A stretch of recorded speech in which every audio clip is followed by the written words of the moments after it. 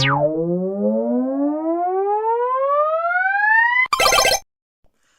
and welcome back to another video. So, this week I figured I would talk about probably my favourite generation of video games, which is 6th gen. Now, I love 6th gen.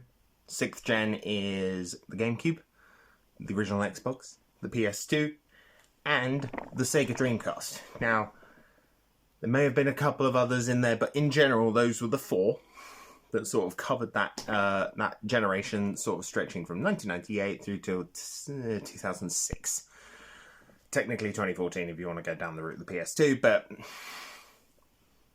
2006. 2006, because that's when a lot of those consoles were discontinued. So, I love this generation. It's got my two favourite consoles of all time in it, which are the Gamecube and the original Xbox. And a big part of what sort of prompted this video is I've been playing an awful lot of Gamecube over the last couple of weeks. Like, a lot of it. Mostly motivated by the Switch 2 and the existence of Kirby Air Riders. So, excited for that. But I went back to the Gamecube and I went, right, a lot of the games on here, fucking weird. They're really fucking weird. Now, I've talked about Cubivore on this channel before. My wife picked it up for me last year, I believe. And I've been playing it here and there, and it's weird, but I've kind of talked about it enough. There are others. So what I've done is, for each of those four consoles, I've picked one set of games. So I've picked 3 games for each system that are just kind of out there. Now, these have PC ports, or they were originally development for other consoles, or they were released down the line, but in general, my first experience with the vast majority of these games was the Dreamcast, the Gamecube, the PS2, and the original Xbox. So, we'll go from there. I will start, however, with one game that just is kind of on the 3 major ones. Didn't make it to Dreamcast, but Dreamcast been discontinued by the time that Goblin Commander came out. Now, I am a big RTS fan. Really like RTS games. Really find them enjoyable. I discovered this about 15 years ago. I found a strategy game on the original Xbox for about £3. This game was when it, back in the day. And you have control over a series of goblin hordes. Now, with that, you fight against other goblins, you fight against each other in multiplayer. It's got split screen. And it's only one of 2 RTS games I can actually think of that have a split screen mode. The other one being StarCraft 64, of all things. That had a split screen multiplayer mode because there was no system link between N64s that I know of. But, yeah. Goblin Commander's a very weird game. It's got a very British sense of humour. It's of that generation where almost anything could come out. Now, you had your sort of standard, you had your sports games, you had your extreme sports games brought on by Tony Hawk, you had things like Halo, Halo 2, you had Killzone, you had sort of the beginnings of that gritty period that sort of dominated the latter half of the 2010s with things like Call of Duty and Gears of War and things like that. But this was still the generation where you could get games about an army of goblins and it would sell okay. Now, it did come out on GameCube and it did come out on PS2. I haven't got those 2 versions strictly because I have the game already. But from what I'm given to understand, there are exclusive multiplayer maps, which... cool if you're playing the multiplayer of this, you know, one of 2 players. But other than that, yeah, it's not really worth getting beyond 1 console, so I haven't so far. But that's on a good number. And I just kind of wanted to talk about Goblin Commander because it's weird and I'm never going to get the opportunity to do so again. So, the remaining 4 consoles. So, 4 consoles, 3 games apiece. Let's start with the Dreamcast. Now, if I say the term Soul Fighter to you, what does that entail? I thought this game was a fighting game. I first saw it online, saw the cover, went, okay, that's £2. Well, it wasn't £2, it was actually about £8, but that's £8. I'm looking for maybe a new fighting game to play with friends on the Dreamcast. Let's grab that. No. It is a single-player beat-em-up. It's a beat-em-up. So it's actually a 3D version of something like Streets of Rage, or it's similar in vein to on the original Xbox you had Spike Out Brawl? Something like that. It's kind of like a 3D beat-em-up. So you go room to room or area to area, beat up a bunch of guys in hand-to-hand combat, and move on with your life. And yeah, I mean, it's weird. It's weird. This is not a genre of game that picks up, like, at all. It was one of those attempts to turn a very particular arcade-style game into this new 3D idea. Yeah, I mean, platformers made the transition to 3D very easily. Racing games really benefited from it, let's be honest. Things like, I'm not going to count first-person shooters, but bullet hells. You don't get 3D bullet hells so much. You get bullet hell design in games like Nier or whatever. But beat-em-ups are kind of the one genre that went, nah. Instead, they sort of transitioned into things like Devil May Cry, Bayonetta, Nier, basically anything made by Platinum. But the concept of a 3D beat-em-up just isn't a thing. So it's an interesting relic. I don't think it's particularly good. Even though it totes over 100 distinctly different motion-captured moves, which, cool, but no. Speaking of motion capture, our next game on the list is Omnicron, the Nomad Soul. Now, Quantic Dream. I have a hate relationship with Quantic Dream, strictly because I've played a good chunk of their games and they're all really bad. They're bad. I'm interested to see where Star Wars Eclipse is going to come from, but I don't think it's coming. So, Omnicron the Nomad Soul is this is a French version, which is a bit annoying, but this is the first game by David Cage and Quantic Dream, before they then went on to do Fahrenheit, or Indigo Prophecy if you're in America. It's Fahrenheit. Heavy Rain, which was lauded for its storytelling and its graphical fidelity, and I'm going to be honest with you, has not aged well. Even though I've got right there, I've got the little origami bird thing stapled together so it stands up. Beyond Two Souls, awful. Detroit Become Human, I hated it. So why have I picked Nomad Soul?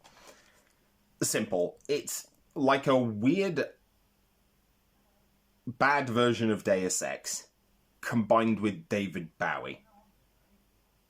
So that's, yeah. I mean, I'm going to be honest with you, I haven't played too much of this game. It's just, I talked about the majority of the weird games I bought on Dreamcast, or have bought on Dreamcast, a couple weeks ago with my top 10 Dreamcast list. So, yeah, Nomad Soul. Nomad Soul's not a game I'd recommend. Soul Fighter is, in a strange way. Unfortunately, the Dreamcast is... in fact, all three games I've picked out aren't very good, because the next one is really a game that can only exist in the early 2000s / late 90s. So, you get Todd McFarlane. You get Kiss. You get some of the people who worked on Daikatana, and you get Kiss Psycho Circus The Nightmare Child, which is a first-person Quake / Doom-inspired shooter that the Dreamcast port is really, really bad of. Now, if you watch Civ 11, Civ 11, CV11 on YouTube, you'll know he covered this game very recently. I'm happy he did, because the Dreamcast port is just bad. So you play as one of 4 people in a Kiss tribute band who become possessed by the eldritch gods of Kiss to kill members of a circus who used to be the harbingers of Kiss. And ultimately, it boils down to fighting the Nightmare Child, which is actually a weird spider crossed over with a baby. And then you kill it. And that's it. That's the game. So, I don't recommend playing the Dreamcast port. It controls very badly. It looks like ass. And there's barely any Kiss music in it. So, yeah. Not great. That's kind of an indication of stuff that's bad for being weird.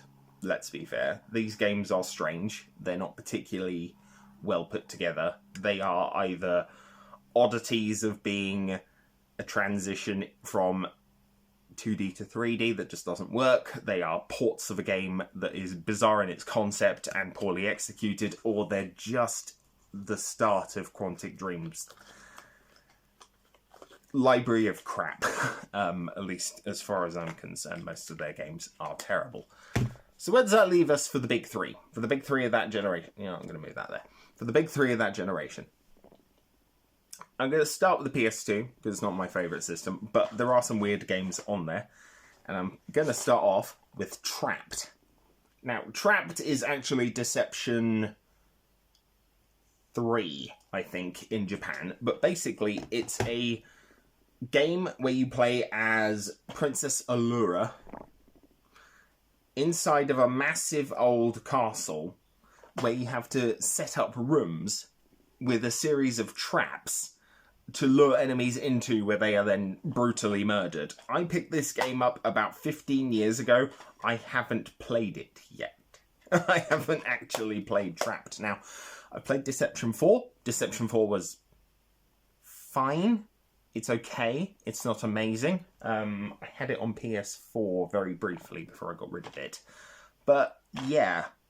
Oh, no, wait. Maybe I have... No, I have played this. I've played it since. So I haven't played it in about 15 years.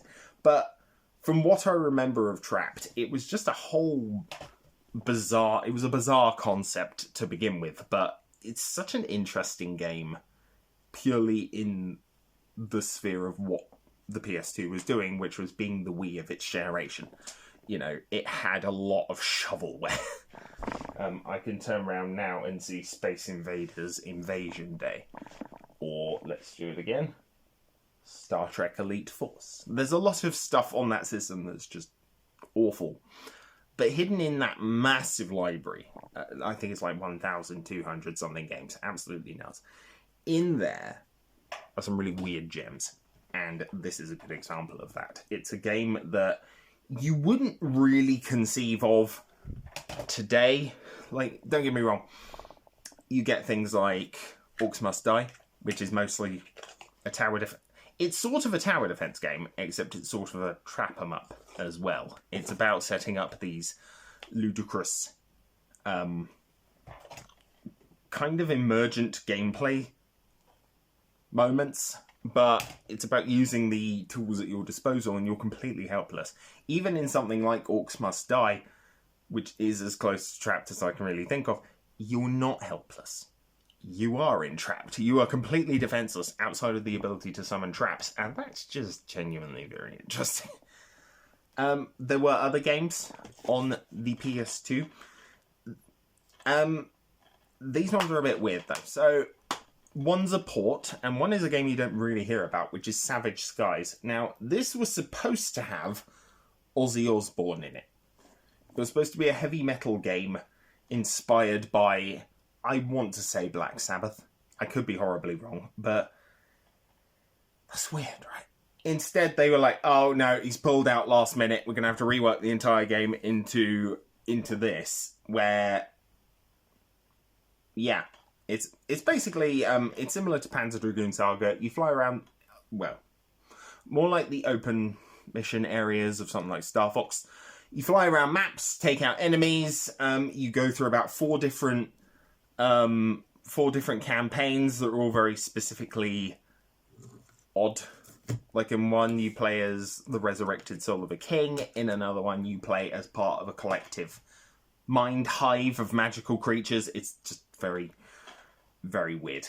I don't necessarily recommend Savage Skies, but I don't not recommend it. It's one of those games I'm like, that's the right kind of strange. But it's not a good kind of strange.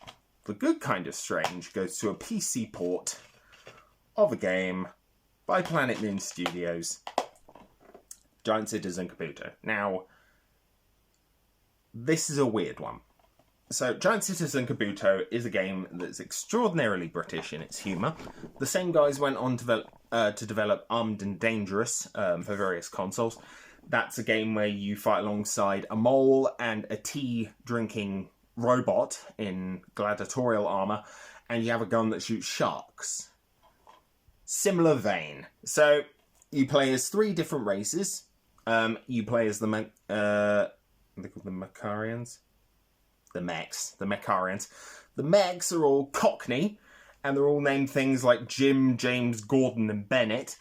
And they've got jetpacks, you fly around, construct bases, build turrets, take out the local enemies.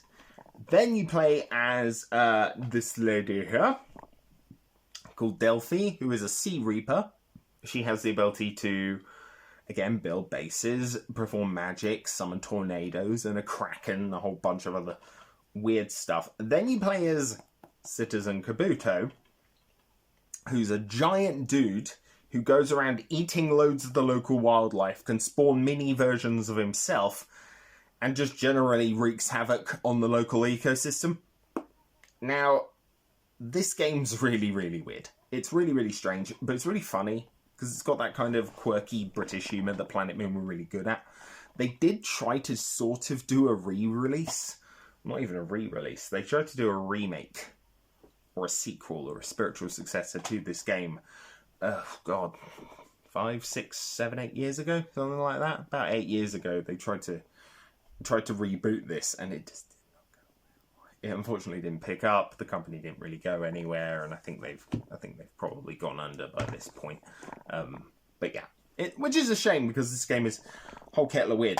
It had a multiplayer mode, which the manual covers for the PS2 version, despite the fact there's no multiplayer in this. There's no multiplayer. All they did was, I don't even think the multiplayer's in the game code. It was just ported by, I want to say, Empire Interactive to the PS2. Poorly received, even though I think the game plays perfectly fine and it's a lot of fun. Poorly received. No multiplayer, and yet they left the multiplayer in the manual. I remember reading it and going, oh my god, that's really cool. Then I popped the game in. Nothing. Absolutely jack shit. Which is a shame, because this is my favourite game on the PlayStation 2. Yeah. Even over things like Time Splitters 1 and Ratchet and Clank. If you handed me a PS2, I'll go, can I have a copy of Giant Citizen Kabuto, please? Because I really like that game. Because it's fucking strange. It's really weird. But yeah, PS2 had some real gems tucked away, hidden away. Very, very weird shit. Weird shit. I felt the Gamecube, just from sheer size of its library, was more saturated with weird stuff. So you have things like Gotcha Force, Chibi Robo, Cubivore. If you really think about it, Star Fox Adventures is a strange game because it is a Zelda clone of Star Fox. It had games like Donkey Kong Jungle Beat. It had some really out there games, and yet the three I've picked are not ones I've just mentioned. So we'll start with Darkened Sky. Why is Darkened Sky strange? It's a pretty bog standard action-adventure game. Plays not well. Has some of that odd British humour that comes in things like Giant Citizen Kabuto, Goblin Commander. and some other games on this list. Well, at least one other, two others. What makes this so weird? The magical items. The magical items in this are Skittles.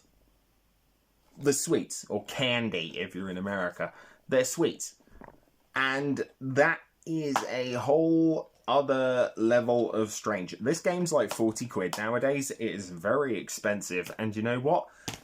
I think it's great. I think it's great. I think it's got that really bad humour that I really enjoy. It's got odd gameplay. And yet,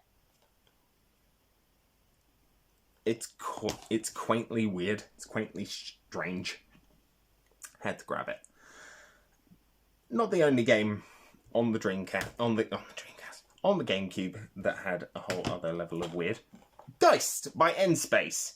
Yeah, this game didn't do very well. No, it didn't, unfortunately. I had to steal the manual from another copy out of CX about 10 years ago because I lost my original manual. But yeah, Geist. Geist is a game where you are separated from your body and you are a ghost. You are a ghost floating around this sort of experimental facility, trying to get your body back, trying to save your friend. And it involves stuff like breaking into a woman's showers, scaring her so much that you can then possess her, finding her clothes while running around in a towel, then kitting her up with a ponytail and a bunch of guns.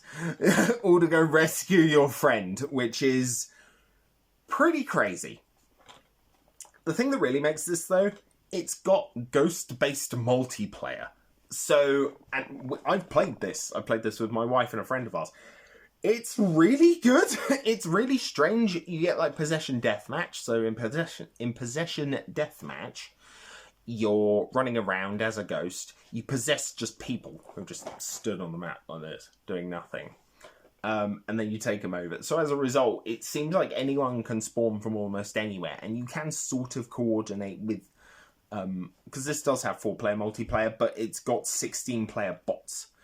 So if it's you and 2 others versus these bots, you can coordinate to sort of ambush them, which is pretty cool. It's a game I wouldn't mind seeing on... Well, it's a game I wouldn't mind seeing with a full-blown multiplayer suite on the Switch too. I think it'd be really good. But then you got others where it's like Ghosts versus Spec Ops. Those Spec Ops have like anti-ghost weaponry to sort of force you out of bodies. You have to possess them and maneuver them into pits. It's really, it's crazy good fun.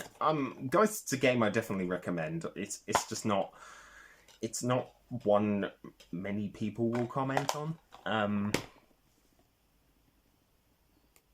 So, magic-based Skittles. Ghost.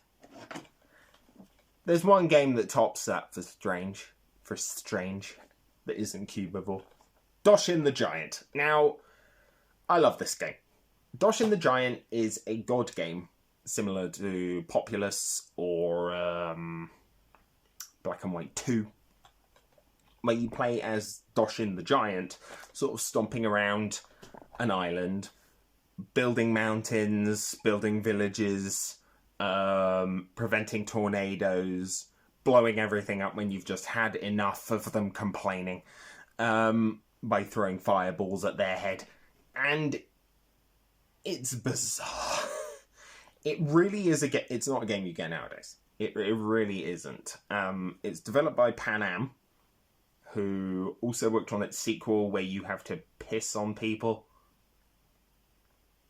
Don't ask. I haven't got it. I never will. But Doshin is a just bizarre game in terms of its scope. It's very short, in a way. It's not very long. It's about building 16 monuments and then you get the ending. It was developed originally for the N64 disc drive in Japan, released on the disc drive in Japan alongside of its sequel where you have to piss on people. Again, sure. I'm glad that didn't come out over here. But then they went, right, cool. We need to make some money back from all the games we were developing for the disc drive, so we're going to stick it on GameCube. We're only going to release it in Japan and PAL regions, and we'll go from there.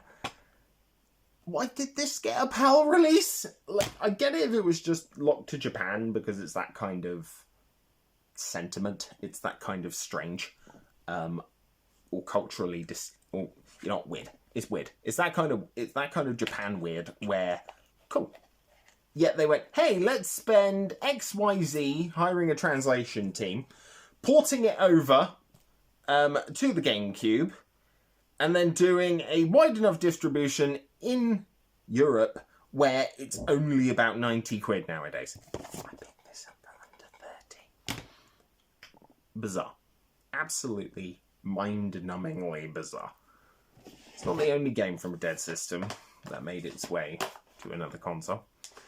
Moving on to the original Xbox. ToeJam and L3. Very much in the vein of something like Soul Fighter from the start of this video. Soul Fighter was a game genre ported into 3D that maybe necessarily doesn't work. Sort of the same thing here. Now, ToeJam and Earl, specifically ToeJam and Earl 1 and 2, were games developed for, well, 16-bit consoles in mind. I don't actually have the second one, I think. But ToeJam and Earl 3 was in development. It's a Sega property, so it's going to be weird. But it's a Sega property that was originally in development for the Dreamcast. You can get the Dreamcast version. It is out there. It's readily printable, and I think you can complete it pretty easily. But Nintendo came along and went, not Nintendo, Microsoft came along and went, hey, we need some exclusives for our system because, let's be perfectly honest, we're going to be universally crap at developing any kind of exclusives or decent games for our systems for the next 25 years. We want you to port ToeJam and Earl 3. So they did. Sega ported ToeJam and Earl 3 with its very 90s hip-hop vibe. Going around, being bizarre, having procedurally generated levels at a time where procedural generation was not common at all. 70 different power-ups, and you could download new levels and characters from Xbox Live. Weird. Bizarre. Like, this wasn't a late release. It was like 2002, but why? Why? I mean, I know Microsoft were desperate because they finished second place in that generation. They've been third place ever since, but bloody hell, man. Attributing that to Halo. But you can also attribute it to games like Oddworld Munch's Odyssey. Now, I know this has been ported to Switch, PlayStation, Xbox One, blah, blah, blah. 1,000,001 times now. But I first played this for £3, got it out of game back in 2006, along with Dr. Muto. So we were in game and I saw these two and I went, they look bizarre. I want them. So I got them for the original Xbox at a time where I only had about 4 games, I think. Halo 1, Halo 2, Sonic Heroes, and God, what was the other one? Public Commando. So, 3 shooters. And I went, hey, I want to play this. It looks weird. It's got a dude with a can. And you drive around as a weird fish guy in a wheelchair with a horde of angry fuzzy balls with teeth, aided by a guy who speaks almost exclusively in farts, and his native friends, taking on the military-industrial capitalist complex. So, okay. I mean, I like Munch's Odyssey a lot. It is a whole other fucking level of bizarre. Helpful. Whole other level of bizarre. Heartily recommend it. Get it on whatever it is now, but Xbox is where I first played it.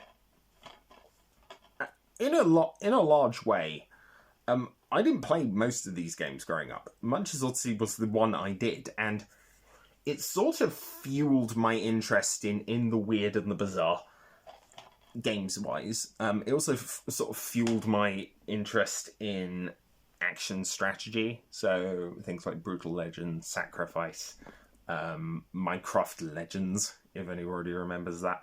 Just stuff where you're on the ground, sort of leading people around, getting tiny balls with teeth to eat people, that sort of thing. And it sort of carried on with Razor's Hell, which I got about 5 or 6 years later with my own money, which includes you playing as a monster, very similar to Monsters Odyssey, taking on the military-industrial cute complex of a slowly invading army of adorable, gross, squishy assholes, and ripping them to shreds. It also has multiplayer golf. Now, I don't know what kind of paint Majesco were huffing when they released this. Phantom Dust, Advent Rising, Psychonauts. Weird games, right? Bizarre, strange, out there games, and Razor's Hell is a very, very, very good example of that. In fact, this whole fat stack and the Dreamcast games are a good example of why games of that era are my favourite.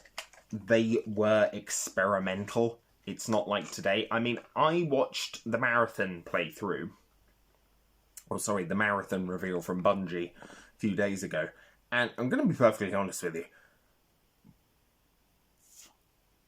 What's new here? They went, hey, we're resurrecting Marathon as an extraction-based shooter. And I'm like, cool, a looter shooter where you lose the loot. Awesome.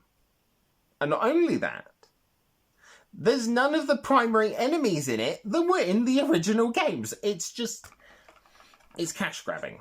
It's going, hey, we've got this trademark we can slap on this soulless, boring corporate garbage. And we're not going to get anything creative ever again from sort of a AAA gaming space. Even indie stuff. Most indie stuff falls into the fucking trends of, oh, it's roguelike. And I'm like, don't care. It's a side-scrolling 2D platformer. Don't care. It's a deck builder. Fuck off. It's procedurally generated. It's a Souls-like. That's it. It's not, here's a game where you play as a fucking monster killing cute things and there's a golf multiplayer game in there as well as football. Here's a game where you play as a weird fish in a fucking wheelchair rolling around. Here's the epitome of the 90s trying to die. Doshin. Play as a ghost. Sponsored by Skittles. Play as another giant. Fly around as some sort of weird genetic hive mind, but not genetic, it's magic.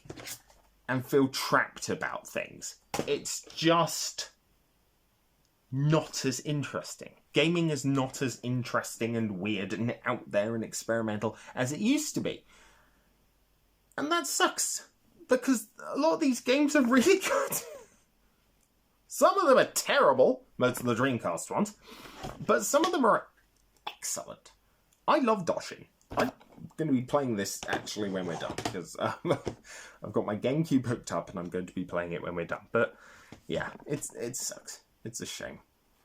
Anyways, guys, yeah, that's it for another week. I'm going to see what we do next week. Haven't really decided, but until then, I will see you next time, and have a good week.